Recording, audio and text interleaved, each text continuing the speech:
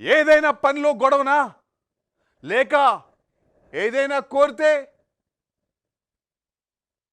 ఇవ్వలేదనా? నిజంగానే అతను ఏమైనా అడిగాడా? అడిగితే వద్దు అనిందా? అసలు అక్కడ ఏం జరిగింది?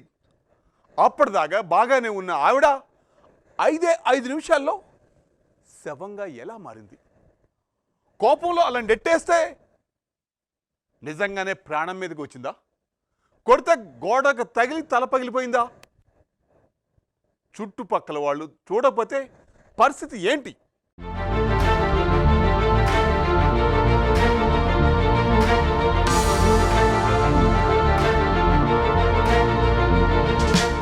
ఆరోగ్య శాఖలో పనిచేసే సామాజిక ఆరోగ్య అధికారిని సూపర్వైజర్ హత్య చేసిన ఘటన పల్నాడు జిల్లా బ్రాహ్మణపల్లిలో చోటు చేసుకుంది.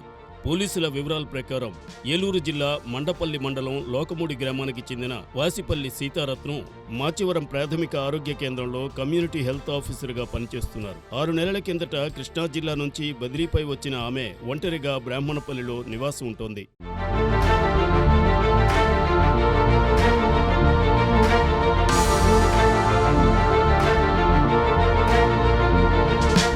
అయితే ప్రాథమిక ఆరోగ్య కేంద్రంలో సత్తెనపల్లి మండలం భీమవరం గ్రామానికి చెందిన మన్నెం శ్రీనివాసరావు సూపర్వైజర్గా పనిచేస్తున్నారు. వారిద్దరూ కలిసి విధుల నిమిత్తం ద్విచక్ర వాహనంపై గ్రామాలకు వెళ్లి వస్తున్నారు. ఈ క్రమంలో శ్రీనివాసరావు ఆమె ఉండే ఇంటికి వెళ్లారు. ఇద్దరూ ఏదో విషయంలో గొడవపడ్డారు. ఈ క్రమంలో ఆమెను బలంగా తోసేయడంతో తల గోడకు తగిలి తీవ్ర గాయమై అక్కడికక్కడే మృతి చెందారు.